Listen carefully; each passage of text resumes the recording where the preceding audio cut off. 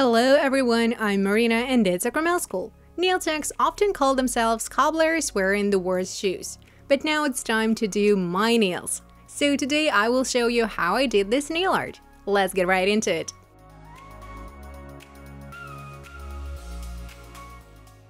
Here are my nails after I did them 1.5 months ago. 2 are missing.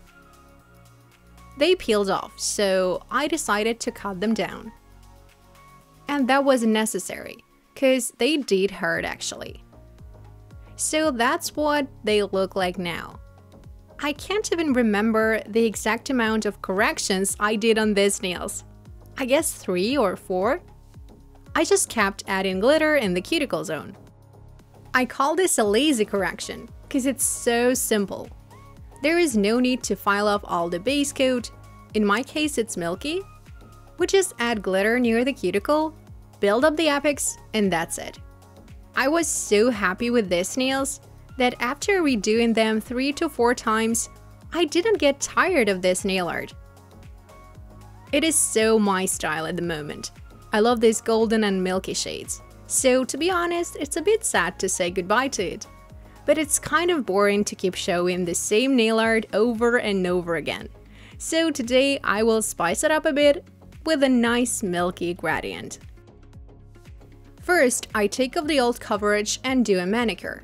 My nail condition is far from perfect, cause I believe last time I did not remove all the liftings properly. Or the base coat I used did not suit my nails. I can't say for sure cause there used to be no liftings before, and I was so happy about it. But I will fix it with a new extension. I removed the fridge completely to prepare the nails. Well, doing one's own nails is pretty tricky. It normally takes me 2.5 to 3 hours to do one hand. But it's also kind of a meditation for me. Because I know that I'm creating something beautiful. So there is some food for thought. For my nails, I go for a combined manicure. By the way, last time I were using a remover, so maybe that's what caused all the liftings.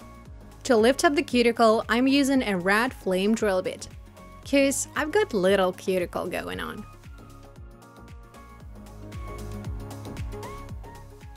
I cut all the remaining cuticles with scissors.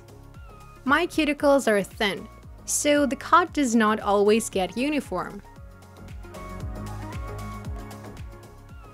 Next up, I get the forms ready.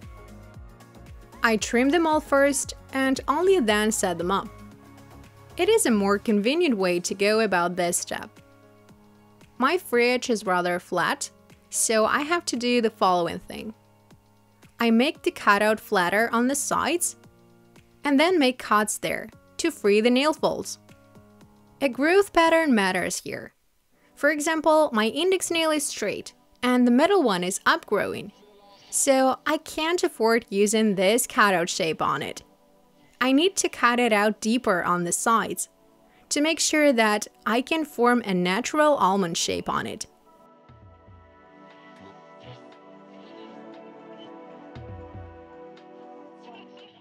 I make cuts in the ingrowth points, about 5 to 7 millimeters each.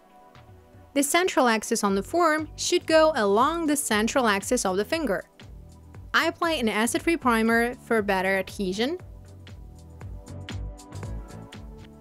And next, I do a thin layer of a clear base coat by Cosmo Profi. When I send it to cure, it looks neon in the lamp.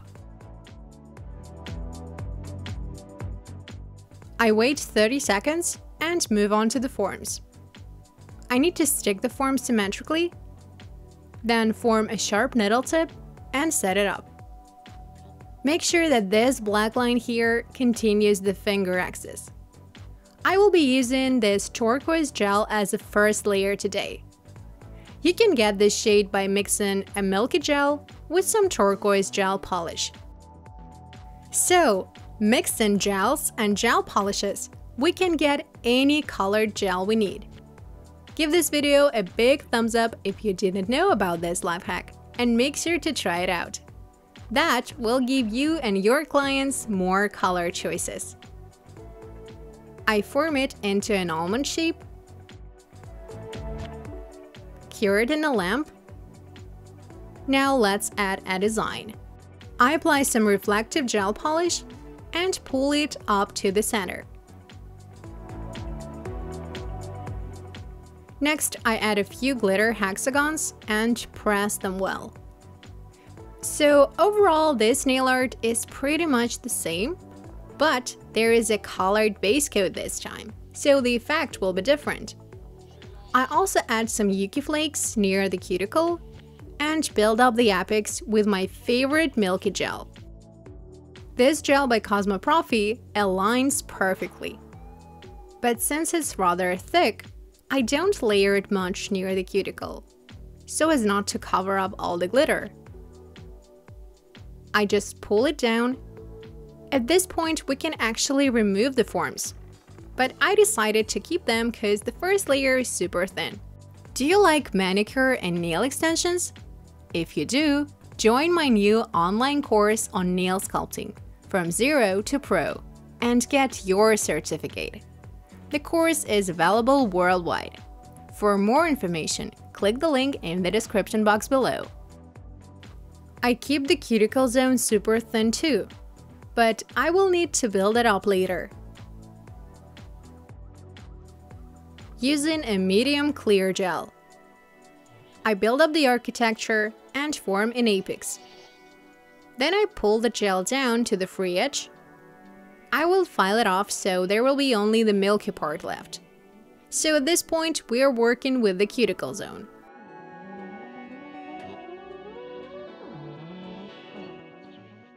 Now we send the nails to cure for 1 to 2 minutes depending on the gel. Then wipe off the residue and proceed with filing.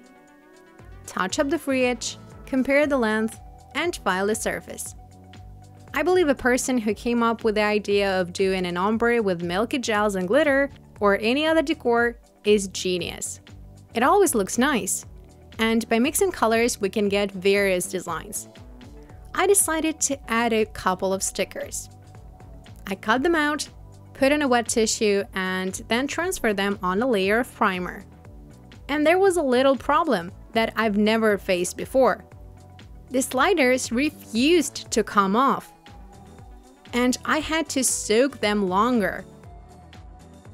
So apparently, sometimes we just need to add more water to make it work.